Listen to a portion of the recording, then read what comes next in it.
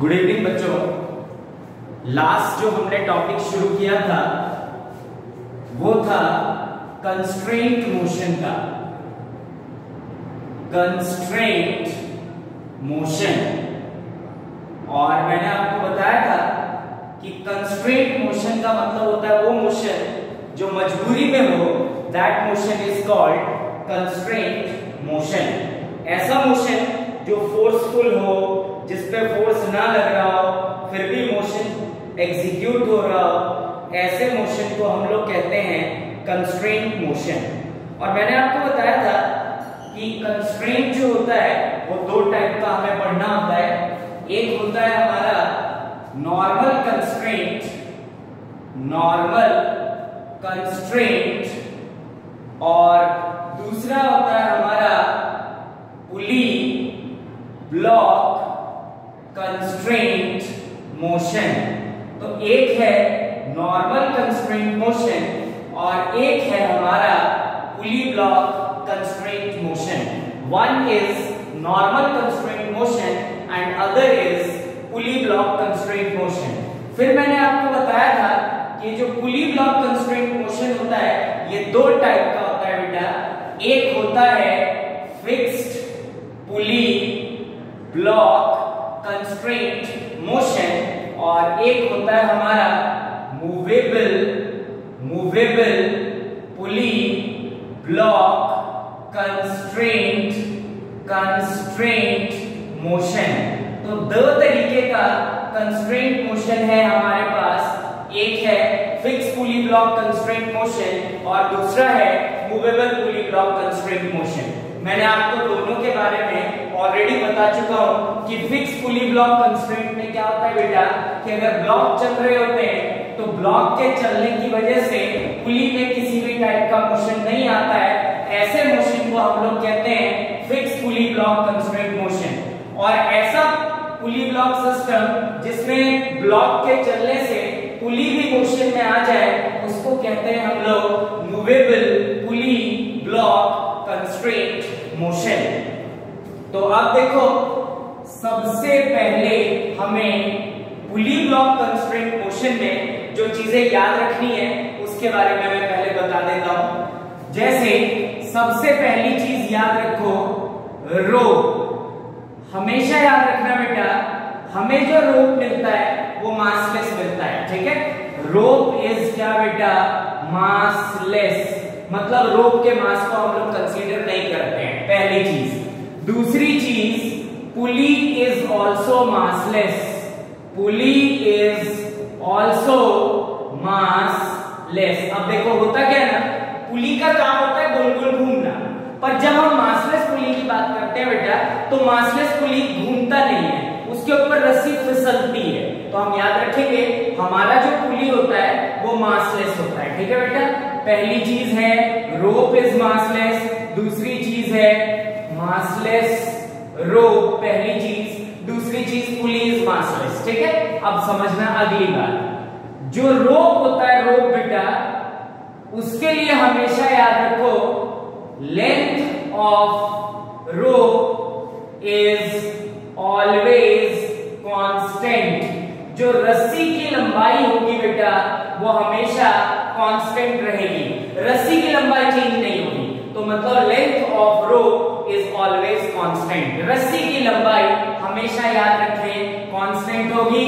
Pulley is also massless, पुली का जो मास होगा वो कुछ कंसीडर नहीं करेंगे, और रस्सी भी क्या होगा बेटा, मासलेस होगा। ये तीन बातें हमेशा याद रखनी है। जैसे मान लो स्प्रिंग है, लेट्स सपोज स्प्रिंग को हम इस तरफ से खींचते हैं और इस तरफ से खींचते हैं, तो स्प्रिंग में क्या होता है बेटा, लेंथ बढ़ जाती है।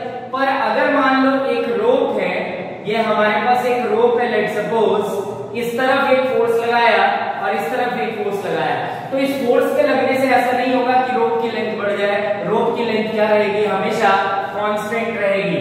रस्सी की लंबाई इज ऑलवेज कांस्टेंट, और स्प्रिंग में जो फोर्स लग रहा है, स्प्रिंग और रस्सी में यही बेसिक फर्क है कि अगर आप स्प्रिंग पे फोर्स लगाते हैं तो स्प्रिंग का लेंथ इंक्रीज हो जाता है, पर रोप में अगर आप फोर्स लगाते हैं तो रोप की लेंथ हमेशा क्या रहेगी बेटा, कांस्टेंट रहेगी। तो ये सबसे इंपॉर्टेंट चीज है जिसको हमें याद रखना है कंस्ट्रेंट मोशन को सीखने के लिए, that is length of the rope is always क्या बेटा, constant.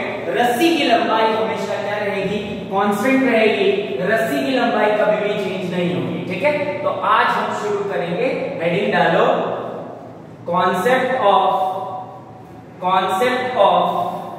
fixed pulley block constraint, concept of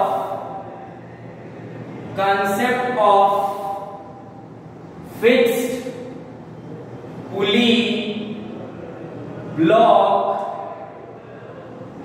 constraint motion, concept of fixed pulley block constraint motion, concept of fixed pulley block constraint motion। अब देखो जरा ध्यान से, मान लो ये ceiling है और इस सीलिंग से हमने एक पुली को अटैच कर दिया और इस पुली के इस तरफ एक ब्लॉक है, लेट सपोज इस ब्लॉक का नाम है A और इस तरफ एक ब्लॉक है, इस ब्लॉक का नाम है B। अब देखो क्वेश्चन कैसे पूछता है, समझना। सबसे पहले तो कुछ चीजों को समझने की कोशिश करो, जैसे ये हमारे पास एक पुली है और ये पुली क्या है बेटा, फिक्स्ड है, फिक्स्ड पुली है, this is your fixed pulley. एक पुली है और इस पुली के ऊपर से ये पूरी एक रस्सी है, ये ऐसे घूम के आ रही है, ये पूरी एक रोप है बेटा। तो ये पूरी एक रोप इसके ऊपर से ऐसे पास होते हुए A से कनेक्ट हो रही है, क्लियर बात। तो ये रोप है, रोप, ठीक है। और हमने क्या कहा था, जो मैंने आपको बताया था, सबसे इंपॉर्टेंट चीज क्या याद रखनी है बेटा, कि length of the rope remains constant, रस्सी की लंबाई हमेशा क्या रहती है बेटा, कांस्टेंट रहती है। तो देखो अब क्वेश्चन क्या पूछता है, क्वेश्चन पूछता है कि if block A is moving down, if block A is moving down by velocity 4 meter per second, if block A is moving down by velocity 4 meter per second, then find the velocity of block B, find the velocity of block B। अगर block A 4 metre पर second से नीचे की तरफ जा रहा है तो हमें पूछा है बेटा कि B की वेलोसिटी कितनी होगी और उसका डायरेक्शन क्या होगा। तो ये बहुत ही आसान चीज है, समझने की कोशिश करना बहुत ध्यान से। हमसे सवाल में कहा गया कि ब्लॉक A जो है वो नीचे जा रहा है 4 मीटर पर सेकेंड वेलोसिटी से, तो हमें बताना है कि ब्लॉक B की वेलोसिटी कितनी होगी और किस डायरेक्शन में होगी। तो सोचो यार, बहुत ही आसान है। अगर ब्लॉक A नीचे जा रहा है तो ब्लॉक B को कहां जाना पड़ेगा, ऊपर की तरफ जाना पड़ेगा। एकदम आसान सी चीज कि भाई अगर ये नीचे जाएगा तो इसको ऊपर जाना पड़ेगा। अब हमसे ये कहा गया है कि अगर ब्लॉक A की वेलोसिटी 4 मीटर पर सेकेंड है तो ब्लॉक B की वेलोसिटी कितनी होगी। तो अब आप सब ना अपने दिमाग में सोचें कि अगर ब्लॉक A 4 मीटर पर सेकेंड से नीचे जा रहा है तो ब्लॉक B ऊपर कितने मीटर पर सेकेंड से जाना चाहिए बेटा, 4 मीटर पर सेकेंड से जाना चाहिए। तो ये तो हमारा जो आंसर है ये इमेजिनरी बेस्ड आंसर है कि अगर ब्लॉक A नीचे जा रहा है 4 मीटर पर सेकेंड से तो ब्लॉक B ऊपर जाएगा। तो कितनी वेलोसिटी से जाएगा साहब, तो अगर ये 4 मीटर पर सेकेंड से जा रहा है तो ये भी 4 मीटर पर सेकेंड से जाएगा। पर इसी आंसर को मैं क्या कर रहा हूं बेटा, कंस्ट्रेंट का कॉन्सेप्ट अप्लाई करके सीखने की कोशिश कर रहा हूं कि कैसे कंस्ट्रेंट से हम आंसर निकाल सकते हैं, ठीक है। तो स्टेप बाय स्टेप आपको समझना है कंस्ट्रेंट मोशन कैसे लगाते हैं, ठीक है। देखो ध्यान से, सबसे पहली चीज, let the total length of rope is equals to capital L मान लेना है। हमने क्या किया, ये जो रोप है, ये रोप, इस रोप की टोटल लेंथ को हमने क्या मान लिया बेटा, L मान लिया। अब समझना बात को ध्यान से, इसी टोटल लेंथ L को, रस्सी का जो ये है, इसको मैं क्या कर रहा हूं बेटा, ब्रेक करके लिखने की कोशिश कर रहा हूं। देखो कैसे, जैसे मान लो यहां से लेके यहां तक ये जो लेंथ है इसको L1 मान लिया, पुली के ऊपर जो रस्सी है इसको L2 मान लिया, और ये वाला जो रोप है इसको मैंने L3 मान लिया।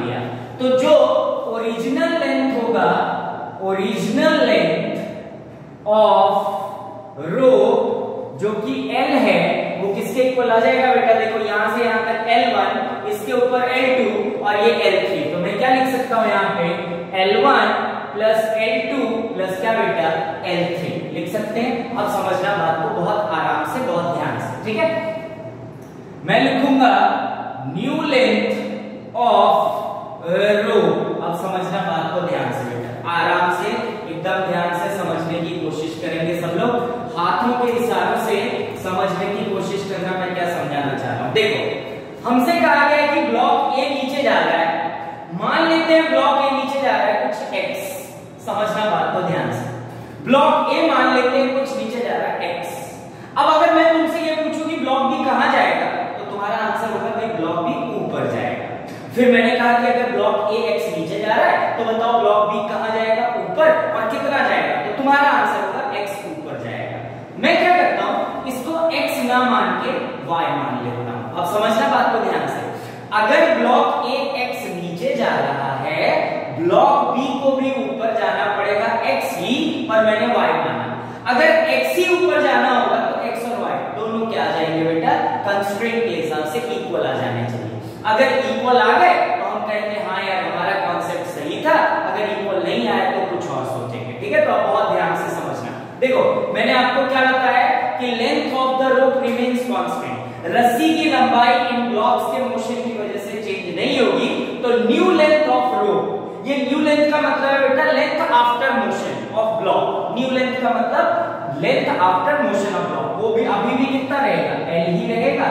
तो L इज इक्वल्स टू, बहुत ध्यान से समझने की कोशिश करना। देखो अब हम जो लेंथ लिख रहे हैं ना, वो मोशन के हिसाब से लिख रहे हैं, ब्लॉक ऊपर नीचे कर रहे हैं ना, उसके हिसाब से हम लिख रहे हैं। तो देखो ये लेंथ कितना है बेटा L1, ये ब्लॉक कहां जा रहा है, ऊपर, कितना ऊपर जा रहा है, हमने कहा y ऊपर जा रहा है। तो अगर तुम देख रहे हो तो ये लेंथ L1 है और ब्लॉक y ऊपर जा रहा है, तो अब अगर तुमको दिख रहा हो तो ये रस्सी की लेंथ ना कम होती हुई दिख रही है, तो L1 ये लेंथ है और ब्लॉक y ऊपर जा रहा है, तो हम लिख सकते हैं L1 माइनस y, क्योंकि लेंथ कम हो रहा है, तो L1 माइनस y, ठीक है। अच्छा, इसके बाद प्लस, अब देखो जब ये ब्लॉक मोशन करेगा तो ऐसा नहीं होगा कि पुली का साइज बढ़े घटे, पुली का साइज तो कांस्टेंट रहेगा।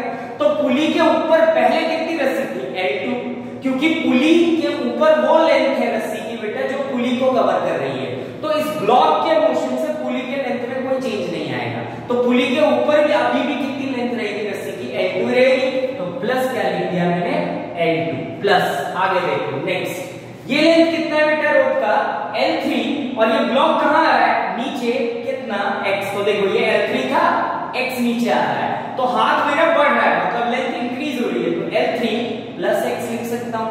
तो प्लस L3 प्लस x। अब मैंने क्या कहा था बेटा, length of the rope remains क्या बेटा, कांस्टेंट। रस्सी की लंबाई हमेशा कांस्टेंट होगी, मतलब ओरिजिनल लेंथ और लेंथ न्यू वाली दोनों क्या रहनी चाहिए, सेम। मतलब मैं लिख सकता हूं L1 plus L2 plus L3 is equals to L1 minus y plus L2 plus L3 plus x। अब देखो L1 से L1 क्या हो जाएगा, कैंसिल, L2 से L2 क्या हो जाएगा, कैंसिल, L3 से L3 क्या हो जाएगा, कैंसिल। तो 0 is equals to minus y plus x, तो x इक्वल्स टू कितना आ गया, y। तो देखो बिल्कुल सही। मतलब क्या हुआ कि अगर इस तरफ डिस्प्लेसमेंट x होगा फिक्स पुली में, तो इसका भी डिस्प्लेसमेंट कितना होगा बेटा, x ही होगा। अब देखो अगर मान लो मैं इस डिस्प्लेसमेंट को डिफरेंशिएट कर दूं टाइम के रिस्पेक्ट में, differentiate both side with respect to dt, time के रिस्पेक्ट में, मतलब d over dt x is equals to d over dt y। तो displacement with respect to time क्या होता है, वेलोसिटी। तो अगर इसकी वेलोसिटी va है और इसकी वेलोसिटी vb है, तो ये क्या आ जाएगा बेटा, va is equals to vb। इसका मतलब क्या हुआ कि फिक्स पुली में दोनों तरफ डिस्प्लेसमेंट सेम है, दोनों तरफ वेलोसिटी भी क्या है बेटा, सेम। अब मैं एक और बार डिफरेंशिएट करता हूं, differentiate both side with respect to dt, तो क्या आना चाहिए, d over dt va is equals to d over dt vb। अब अगर मान लो इसका एक्सेलरेशन a है और इसका एक्सेलरेशन a क्या आ जाएगा A A is equals to A B. इसका मतलब क्या हुआ बेटा, फिक्स पुली के दोनों तरफ एक्सेलरेशन भी क्या रहता है, सेम रहता है। तो अब ये कॉपी करके हम लोग नोट डाल के लिख लेंगे, in case of fix pulley, in case of fixed pulley, fix pulley displacement, velocity and acceleration on both sides of the pulley remains क्या बेटा, कांस्टेंट। और इसी मेथड को कहा जाता है कंस्ट्रेंट मोशन। तो इसको बार बार रिपीट कर करके आप लोग देखें और अपना टॉपिक प्रिपेयर करें। जल्दी से कॉपी कर लेंगे आप।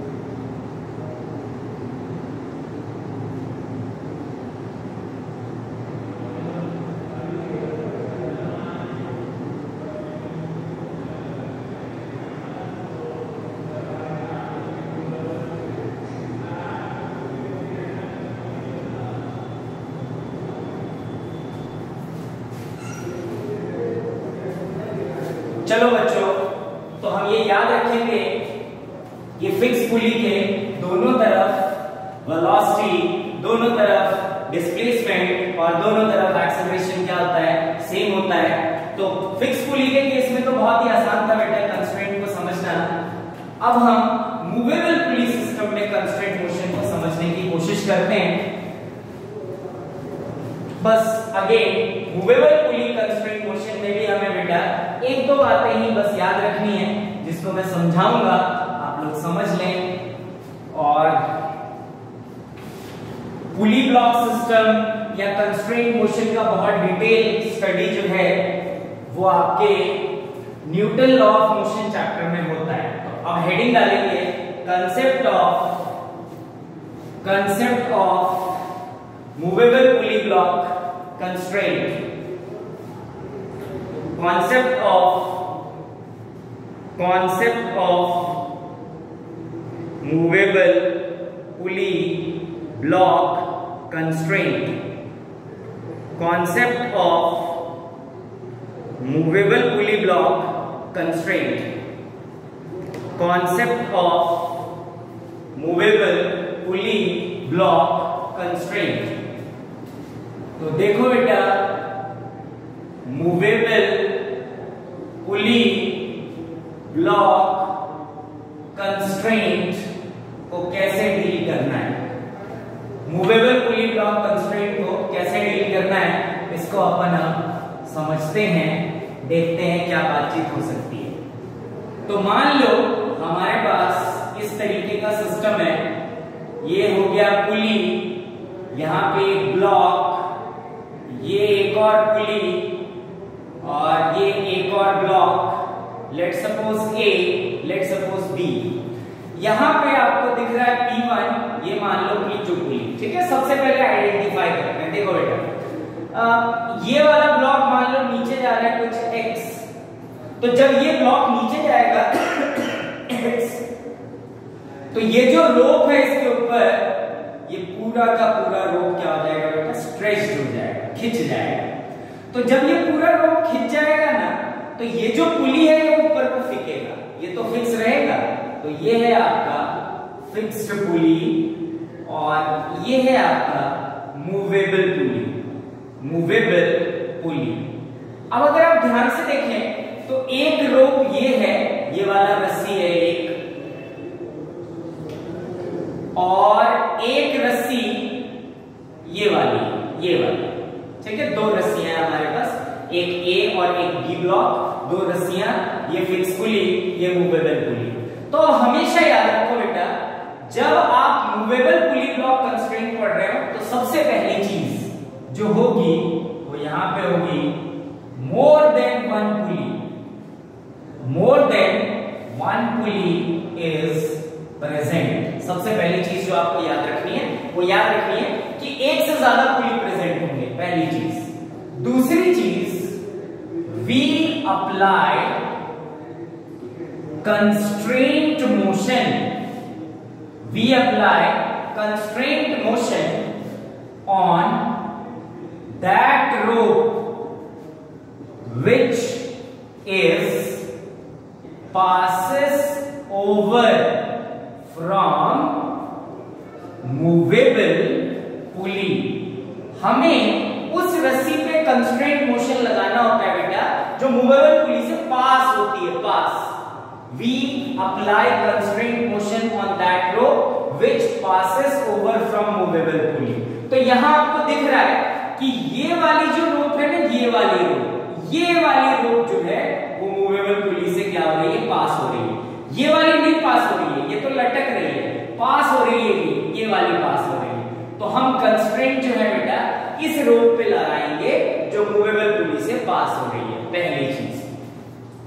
तीसरी चीज जो हमें याद रखनी है, in movable pulley block constraint, in movable pulley block constraint we have to move pulley, we have to move क्या बेटा, पुली। हमें पुली को मूव कराना है। तो अब देखो ध्यान से मैं क्या करता हूं। सबसे पहली चीज इसको सॉल्व करते हैं। तो सबसे पहली चीज मान लो, let the total length of rope is equals to capital L. हम मान लेते हैं रस्सी की जो लंबाई है वो कितनी है बेटा, कैपिटल एल है। अब इस लेंथ को मैं ब्रेक कर देता हूं। तो देखो इस पे कंस्ट्रेंट लगाना है क्योंकि यही रस्सी मूवेबल पुली से पास हो रही है। तो यहां से यहां तक L1 मान लिया, इसको L2 मान लिया, इसको L3 मान लिया, इसके ऊपर L4 और इसको L5। तो जो ओरिजिनल लेंथ लिखेंगे, original length that is capital L, वो किसके इक्वल होना चाहिए, L1 plus L2 plus L3 plus L4 plus क्या बेटा, L5। ठीक है। अब देखो मान लेते हैं कि इसकी वेलोसिटी लेट सपोज 4 मीटर पर सेकेंड है, तो B की वेलोसिटी हमको बतानी है कितनी होगी और किस डायरेक्शन में होगी। सवाल ये है कि अगर A की वेलोसिटी 4 मीटर पर सेकेंड नीचे की तरफ है तो B की वेलोसिटी कितनी और किस डायरेक्शन में होगी। तो अब अगर तुमको दिख रहा हो तो ये जो ब्लॉक B है ना, ये मूवेबल पुली से अटैच है। तो जितना मूवेबल पुली चलेगा जिस वेलोसिटी से, उसी वेलोसिटी से B ब्लॉक भी चलेगा। तो हम ऐसा मानते हैं इस केस में कि भाई पुली चूंकि ये नीचे जा रहा है तो ये खींचेगी पूरी रस्सी, तो पुली ऊपर फेंकेगा। तो मान लेते हैं पुली कुछ ऊपर जा रहा है, कितना, y। बाद में अगर x और y इक्वल आ गया तो हम कहेंगे कि अगर इसकी वेलोसिटी 4 मीटर पर सेकंड नीचे है तो B की वेलोसिटी 4 मीटर पर सेकंड कहां होगी, ऊपर। अगर x और y इक्वल आ गए तो अब हम लगाते हैं कंस्ट्रेंट। तो देखो न्यू लेंथ ऑफ रोप, वो भी L ही होना चाहिए। तो देखते हैं, ये लेंथ है L1 और ये पुली ऊपर जा रहा है y। तो हम सबको दिख रहा है हाथ मेरा लेंथ को कम करेगा, तो मैं क्या लिख सकता हूं, L1 माइनस y प्लस ये L2 रस्सी क्योंकि पुली के ऊपर है तो पुली का साइज तो चेंज होगा नहीं, तो अभी भी कितना रहेगा, L2 रहेगा।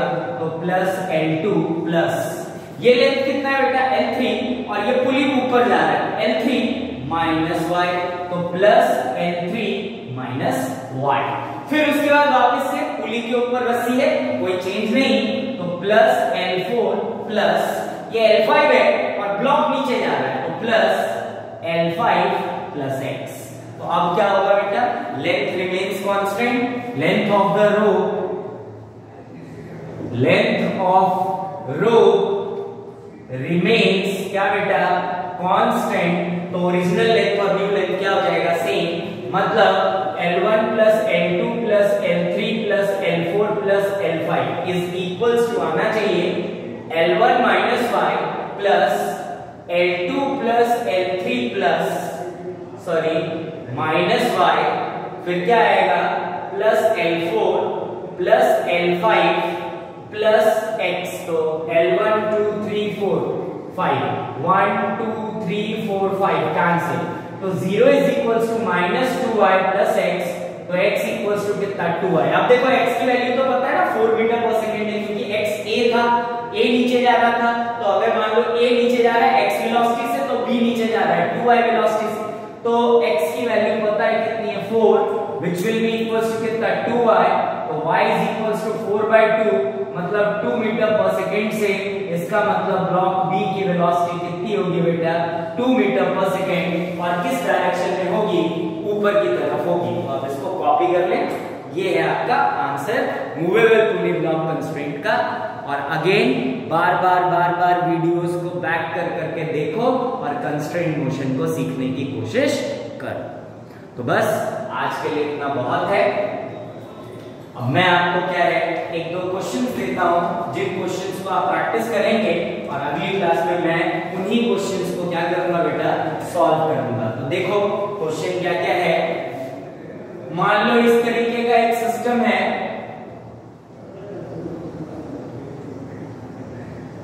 ये यहाँ पे पुली, यहाँ पे एक ब्लॉक है, इस ब्लॉक की वेलोसिटी बतानी है।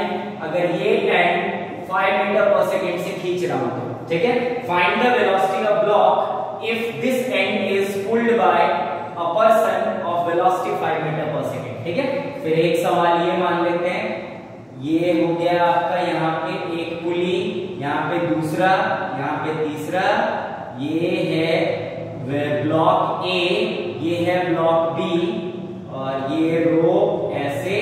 अगर ब्लॉक ए नीचे जा रहा है 4 मीटर पर सेकेंड से, तो ब्लॉक बी की वेलोसिटी बतानी है कितनी होगी और किस डायरेक्शन में होगी। ये दोनों क्वेश्चंस आपके होमवर्क है, इसको ट्राई करेंगे, इससे आगे की कार्रवाई कल होगी। Thank you.